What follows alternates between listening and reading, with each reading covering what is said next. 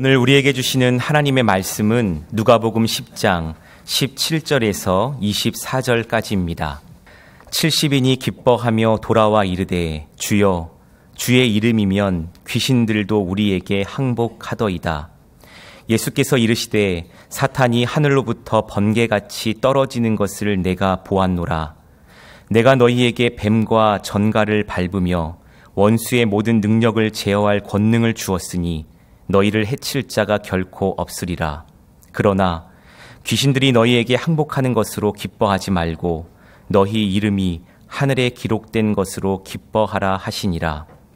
그때에 예수께서 성령으로 기뻐하시며 이르시되 천지의 주제이신 아버지여, 이것을 지혜롭고 슬기 있는 자들에게는 숨기시고 어린 아이들에게는 나타내심을 감사하나이다. 옳소이다. 이렇게 된 것이 아버지의 뜻이니이다. 내 아버지께서 모든 것을 내게 주셨으니 아버지 외에는 아들이 누구인지 아는 자가 없고 아들과 또 아들의 소원대로 계시를 받는 자 외에는 아버지가 누구인지 아는 자가 없나이다 하시고, 제자들을 돌아보시며 조용히 이르시되 너희가 보는 것을 보는 눈은 복이 있도다. 내가 너희에게 말하노니 많은 선지자와 임금이 너희가 보는 바를 보고자 하였으되 보지 못하였으며 너희가 듣는 바를 듣고자 하였으되 듣지 못하였느니라. 아멘. 오늘 본문은 예수님으로부터 보내심을 받았던 70명의 제자들이 돌아와서 사역을 보고하는 장면과 그것에 대한 주님의 감사에 대해 증거합니다. 17절이 이렇게 증거합니다. 70인이 기뻐하며 돌아와 이르되 주여 주의 이름이면 귀신들도 우리에게 항복하더이다. 돌아온 70명의 제자들이 예수님께 따로 보고하지 않아도 그들이 밖에서 하나님의 나라를 전하는 동안 무슨 일이 있었는지 이미 그 얼굴에 다 쓰여 있었습니다.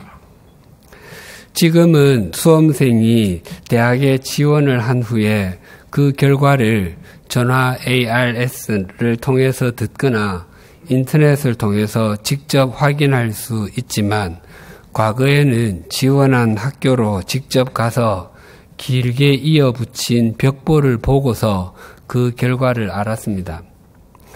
만약 자녀가 대학에 지원을 하고 그 결과를 알기 위해서 학교로 갔다면 집으로 들어올 때에 그 표정만 봐도 따로 묻지 않아도 그 결과를 알 수 있습니다. 특히 굉장히 가고 싶은 학교에 합격했다면 더욱 말할 필요가 없을 것입니다.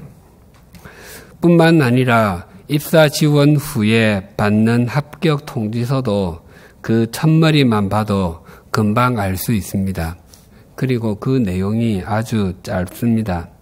이를테면 상기는 언제 시행된 주 양화진 입사 최종 면접 시험에서 최종 합격되었음을 알려드리며 진심으로 축하합니다. 이것이 전부입니다. 그리고는 회사 일정에 따라 해야 할 일을 알려줍니다. 만약 통지서를 받았는데 기하가 본 회사에 지원해 주셔서 감사합니다. 기하와 같은 인재를 그렇게 시작이 되고 내용이 길면 불합격이라는 의미입니다. 또한 청혼을 할 때도 동일합니다. 남자가 여자에게 또는 여자가 남자에게 우리 앞으로 한 지붕 아래서 살면 안 될까요? 내 남은 인생은 당신과 함께 하고 싶습니다. 당신 한 사람만 사랑하고 싶습니다. 등등의 말로 프로포즈 할 수 있습니다.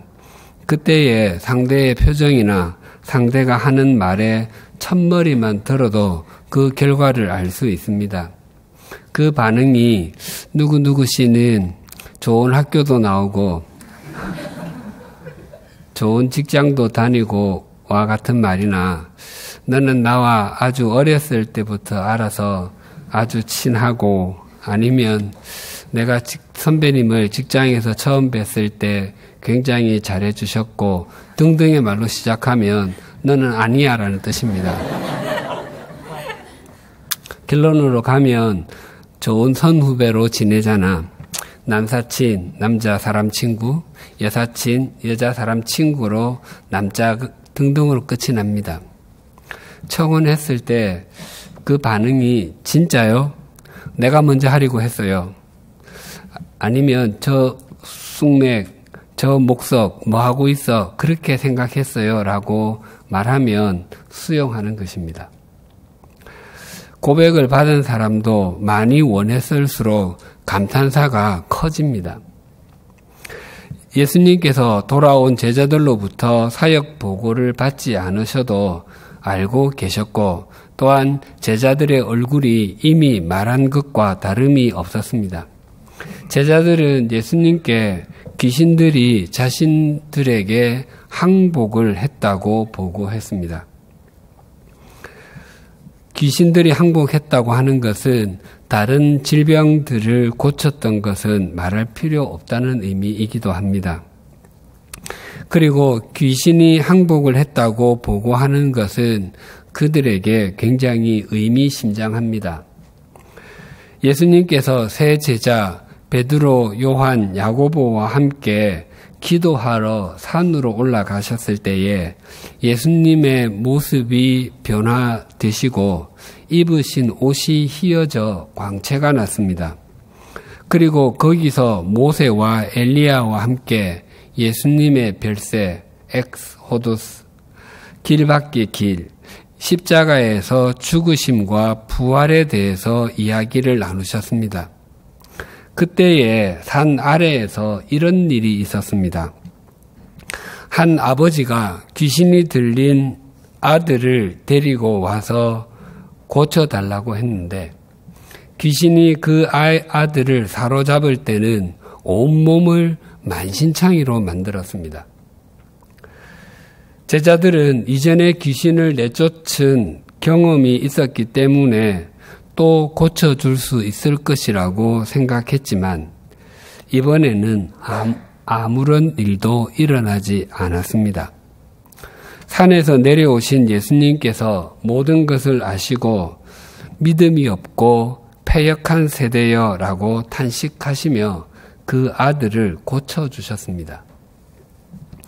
70명의 제자들도 그 모습을 생생하게 보았을 것입니다. 자신들이 보내심을 받아서 사역할 때에 처음엔 굉장히 조심스러웠을 것입니다. 그런데 귀신이 나가는 것입니다. 그래서 자신들의 놀랐던 경험을 보고하며 우리가 귀신들을 굴복시켰습니다라고 말하지 아니하고 주님의 이름이면 귀신들도 우리에게 항복하더이다라고 말했습니다. 우리가가 아니라 주님의 이름이면이었습니다. 주님의 이름이면의 문자적인 의미는 주님의 이름 안에서입니다. 돌아온 제자들의 말을 들은 예수님께서 이렇게 말씀하셨습니다. 18절, 19절이 이렇게 증거합니다. 예수께서 이르시되 사탄이 하늘로부터 번개같이 떨어지는 것을 내가 보았노라. 내가 너희에게 뱀과 전갈을 밟으며 원수의 모든 능력을 제어할 권능을 주었으니 너희를 해칠 자가 결코 없으리라. 70명의 제자들은 주님 안에서 주님의 이름으로 선포할 때에 귀신들이 떠나가는 것을 보았지만 그때에 예수님께서는 사탄이 하늘에서 떨어지는 것을 보았습니다. 그것은 종말에 이루어질 사탄의 완전한 패배의 맛보기를 보여주는 것과 같습니다. 예수님께서 보았노라고 말씀하신 그 단어 데오레오는 아무런 생각 없이 그저 바라보는 것을 뜻하는 말이 아니라 깊은 관심과 뚜렷한 목적을 가지고 사물을 뚫어지게 쳐다보는 것을 뜻하는 말입니다. 특히 당시에 군 지휘관이 열병하는 군인들을 바라볼 때에 사용했던 단어였습니다. 예수님께서는 제자들이 하나님의 나라를 전하는 동안 하늘에서 일어나는 일을 뚫어지게 쳐다보셨던 것입니다. 그리고 뱀과 전갈의 공통점은 독을 가졌다는 것입니다.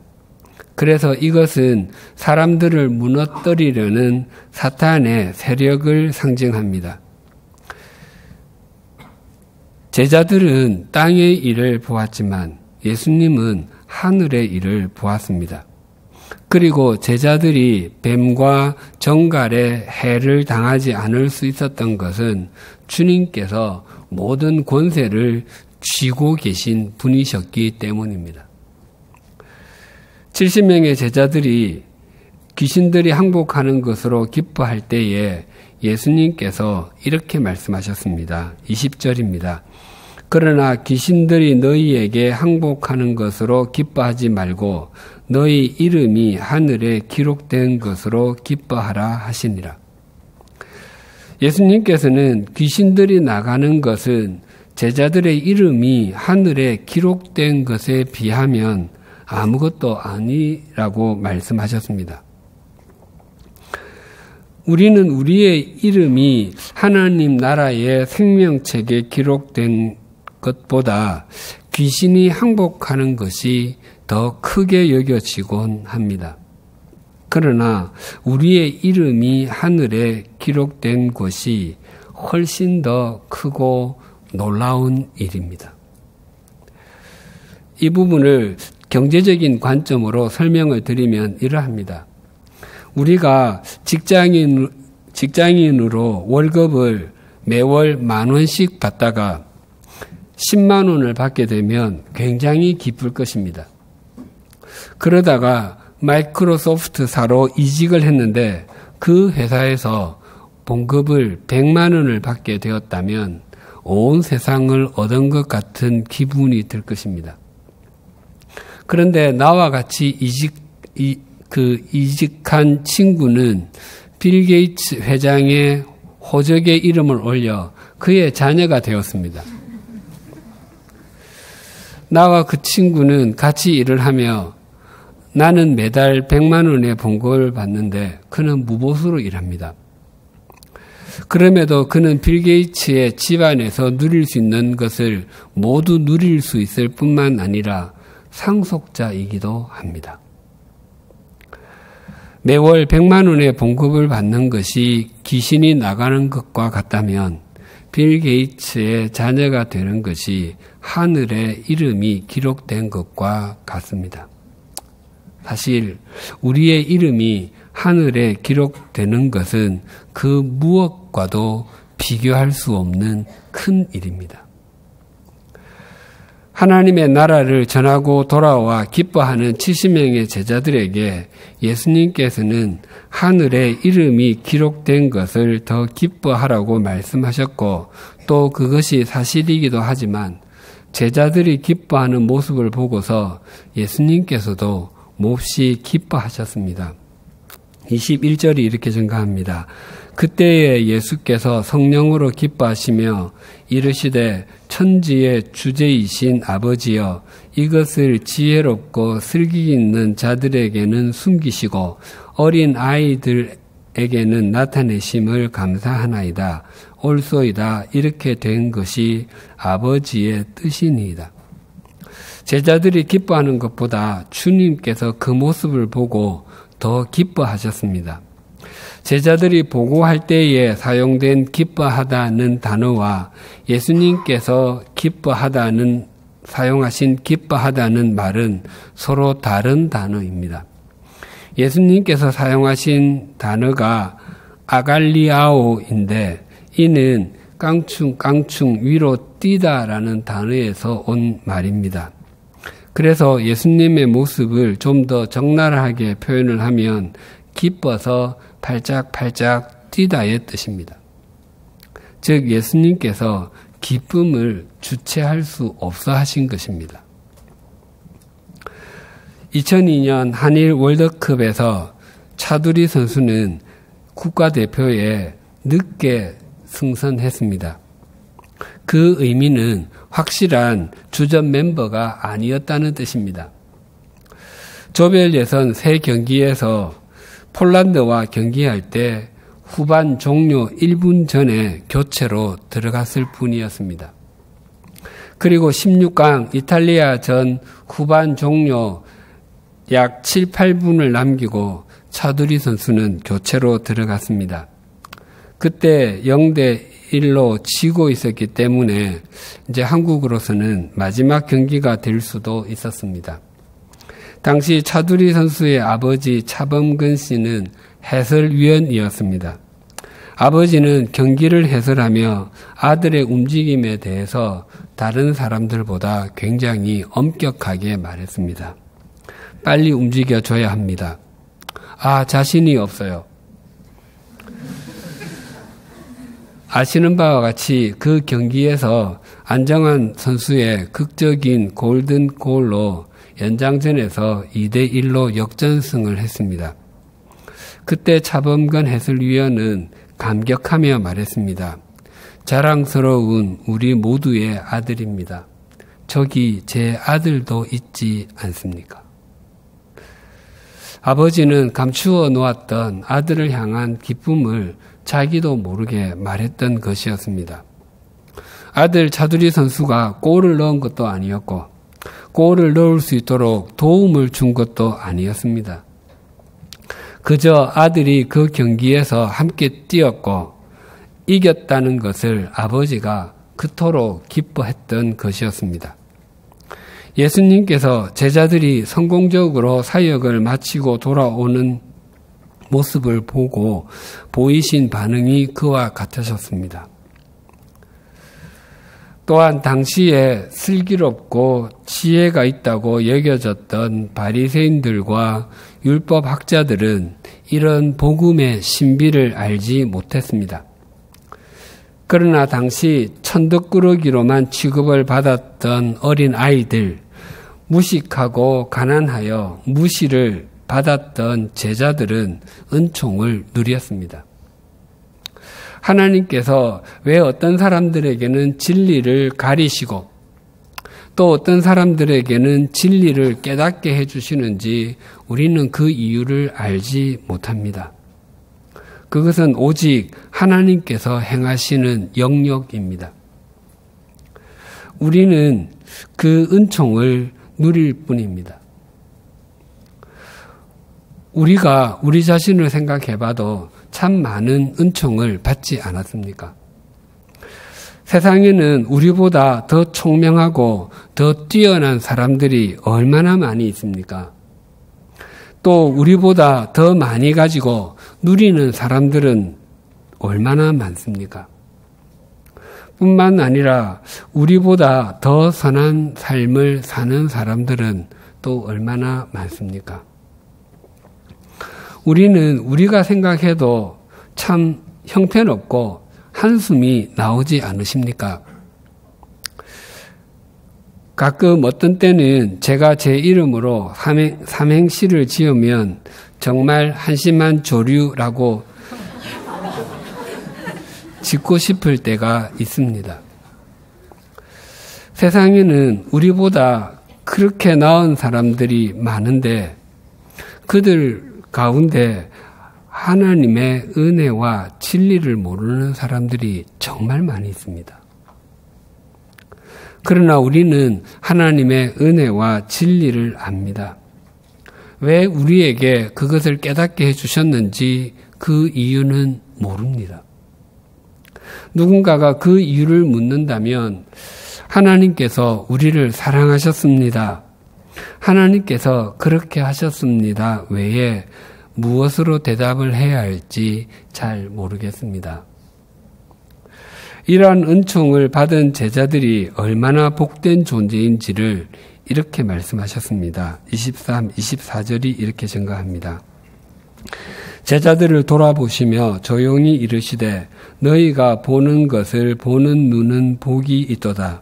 내가 너희에게 말하노니 많은 선지자와 임금이 너희가 보는 바 바를 보고자 하였으되 보지 못하였으며 너희가 듣는 바를 듣고자 하였으되 듣지 못하였느니라. 예수님은 본래 영원 전부터 말씀으로 존재하신 창조주이십니다. 예수님께서는 우리를 구원하시기 위해서 참된 빛으로 영원한 생명으로 하나님께 이르는 유일한 길로 이 땅에 오셨습니다. 하지만 당시에 극소수의 사람들을 제외하고서는 예수님이 그러한 분이신 것을 몰랐습니다. 구약시대에 여러 선지자들이 있었습니다. 그들은 하나님의 말씀을 대언하는 사람들이었습니다. 그들은 오실 주님, 즉 오실 메시아에 대해서 희미하게만 알았습니다. 구약 성경에 오실 메시아의 모습에 대해서 가장 세밀하게 그려놓은 것이 이사야 53장입니다. 이사야 53장 2절에서 6절이 이렇게 증가합니다. 그는 주 앞에서 자라나기를 연한 순 같고 마른 땅에서 나온 뿌리 같아서 고운 모양도 없고 풍채도 없은즉 우리가 보기에 흠모할 만한 아름다운 것이 없도다. 그는 멸시를 받아 사람들에게 버림받았으며 강고를 많이 겪었으며 질고를 아는 자라. 마치 사람들이 그에게서 얼굴을 가리는 것 같이 멸시를 당하였고 우리도 그를 귀히 여기지 아니하였도다. 그는 실로 우리의 질고를 지고 우리의 슬픔을 당하였거늘 우리는 생각하기를 그는 징벌을 받아 하나님께 맞으며 고난을 당한다 하였노라. 그가 찔림은 우리의 허물 때문이요 그가 상함은 우리의 죄악 때문이라. 그가 징계를 받음으로 우리는 평화를 누리고 그가 채찍에 맞음으로 우리는 나음을 받았도다. 우리는 다 양 같아서 그릇 행하여 각기 제 길로 갔거늘 여호와께서는 우리 모두의 죄악을 그에게 담당시키셨도다. 하지만 이사야 선지자는 세상에 오실 메시아에 대해서 이렇게 잘 기록해 놓고서도 메시아를 보지 못했습니다. 뿐만 아니라 과거의 왕들은 절대적인 권력을 가지고 있었습니다. 다윗과 솔로몬, 히스기야, 요시야 등은 왕으로서도 또 신앙인으로서도 많은 것을 누렸지만 진리의 실체이신 주님을 보지 못했습니다. 하지만 제자들은 그 실체이신 예수님을 보고 있습니다. 그렇기 때문에 제자들은 구약의 그 어떤 사람들보다 복된 존재들입니다. 그러하다면 우리들은 예수님의 12제자와 70명의 제자들보다 훨씬 더 복된 존재들입니다. 사실 그들은 아직 예수님이 어떤 분이신지 정확하게 알지 못하고 있었고 주님께서 지셔야 하는 십자가가 어떤 것인지도 몰랐습니다. 그리고 주님께서는 반복해서 부활하실 것이라고 말씀하셨지만 그들은 주님께서 부활하실 것이라고는 꿈에도 생각하지 않고 있었습니다. 그러나 우리들은 예수님의 죽으심과 부활, 승천이 완성된 자리에서 이 복음을 듣고 있습니다. 또한 우리는 하나님이 어떤 분이신지도 알고 예수님이 이 땅에 오셔서 우리에게 영원한 생명을 주시기 위해서 어떤 삶을 사셨는지도 알고 또 성령님께서 우리 곁에서 우리를 인도하시는 분이시라는 것도 믿고 있습니다. 그것뿐만 아니라 우리 각자는 인생 사용 설명서인 성경도 완성된 형태로 다 갖고 있습니다. 예수님 당시의 사람들은 꿈도 꾸지 못할 일이었습니다.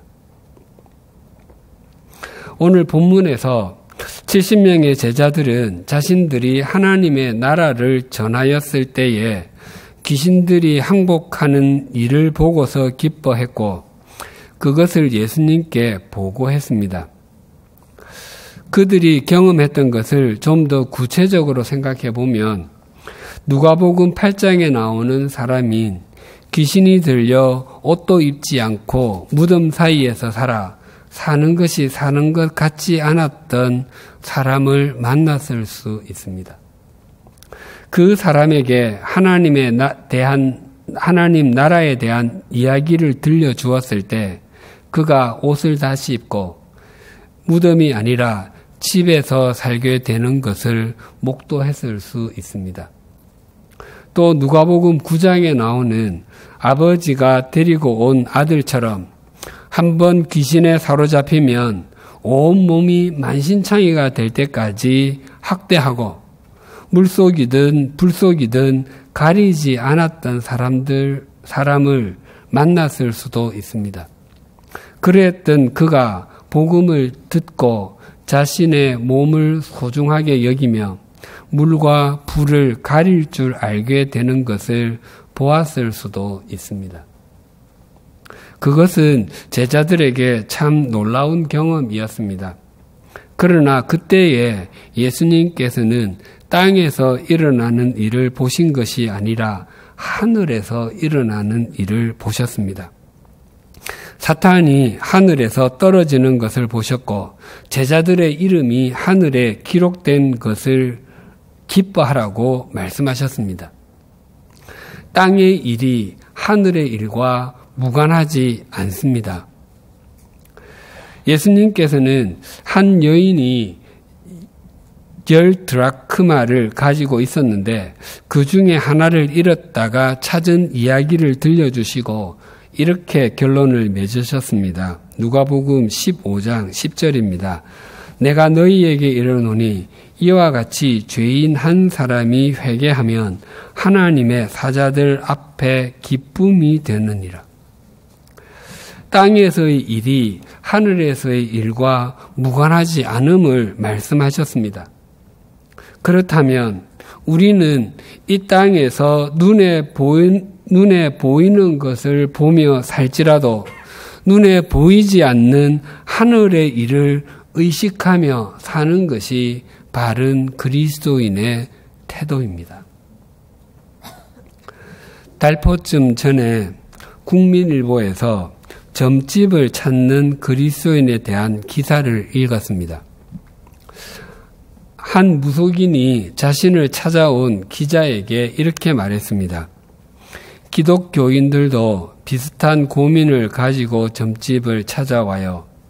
어제도 60대 한 교인이 막내딸과 결혼 예정인 예비 사위의 궁합을 보고 갔어요. 교인들도 힘들거나 고민이 생기면 마음의 위안을 얻고 싶을 때가 있잖아요.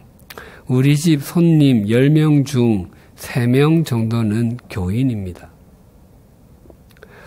우리나라의 대표적인 무속 보존단체 2곳에 가입한 회원이 각각 30만 명씩이라고 합니다. 그리고 비회원까지 추산하면 무속인과 역술인의 숫자는 무려 100만 명에 달한다고 합니다. 실제로 그러할 것이라고 믿고 싶지 않지만 그 숫자가 사실이라면 인구 50명당 1명이 역술 관련 종사자입니다. 그리고 우리나라 역술 시장의 규모는 최소한 4조 원에서 최대 6조 원 정도가 된다고 합니다. 과거에는 역술인들 집이 골목에 여러 집씩 붙어 있거나 가정집 형태로 되어 있었습니다. 지금은 카페, 인터넷, 휴대전화 등으로 영역을 확장했고 역술 학원이나 백화점 문화센터에서 역술을 배우려는 발길이 이어지고 있다고 합니다. 우리 교회에서 저희 집으로 가는 길에 한 역술인의 집이 있는데 그 집 이름이 고해성사입니다.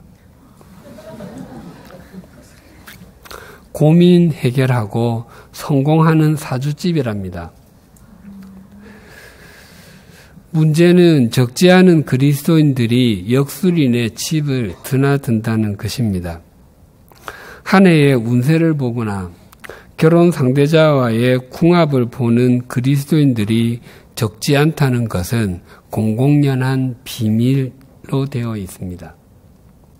그리스도인의 20%에서 30% 정도가 점을 본다고 합니다. 그래서 점집을 광고하는 광고지에 기독교인 비밀 절대 보장이라고 써놓기도 한답니다. 그리스도인이 점을 본다면 그 이유는 무엇이겠습니까? 내가 어떻게 하면 내 성격의 모난 부분을 잘라낼 수 있겠습니까? 나 내가 원수처럼 지내는 사람이 있는데 그 사람과 화해를 하고 싶습니다. 도와주십시오. 내 인격이 작년보다 더 깊어지지 못하고 있고 또 더 많이 나누어야 하는데 그러지 못하고 있습니다. 어떻게 하면 바뀔 수 있겠습니까?와 같은 이러한 질문을 가지고 무속인을 찾지는 않을 것입니다. 내가 지금보다 어떻게 하면 좀 더 움켜쥘 수 있는지, 또 어떻게 하면 남들보다 더 성공하는 자리에 갈 수 있는지를 묻든지, 아니면 궁합, 태길, 액땜, 무병장수, 연애 등등 그리스도인이 아닌 사람들이 묻는 것과 동일한 것을 묻기 위함일 것입니다. 그리스도인들이 무속인을 찾아서 묻는 것이 잘못된 것은 우리 그리스도인의 삶이 눈에 보이지 않는 하늘과 연결되어 있다는 것을 부정하는 것이기 때문입니다. 또한 그러한 것은 우리를 창조하시고 우리를 인도하시는 하나님이 눈에 보이지 않는다고 해서 지금 우리와 함께 하시는 것을 부정하는 것이기 때문입니다. 땅에서의 일이 하늘에서의 일과 무관하지 않습니다. 우리의 매일매일의 눈에 보이는 삶은 눈에 보이지 않는 하늘과 연결이 되어 있습니다. 제자들이 돌아와 기뻐하는 모습을 보고서 예수님께서는 너희 이름이 하늘에 기록된 것으로 기뻐하라고 말씀하셨습니다. 우리의 이름이 하늘에 기록된 것은 우리 스스로가 기록한 것이 아닙니다. 예수님께서 십자가에서 피를 흘리신 대가로 하나님께서 써주신 것입니다. 그래서 기록하다라고 능동태로 쓰여져 있지 않고 기록되다라고 수동태로 쓰여 있습니다. 즉 우리들의 삶은 언제나 능동태가 아니라 수동태여야 합니다. 그래서 우리는 우리의 이름을 기록해 주신 분의 뜻대로 사는 것이 우리의 이름이 기록된 것을 기뻐하며 사는 것이고, 마음과 정성을 다하여 우리를 삶의 자리에 심어주신 그 하나님을 기쁘시게 하는 것입니다. 자신의 이름이 하늘에 기록된 것을 의식하며 눈에 보이지 않는 것까지 보는 눈은 참 복됩니다.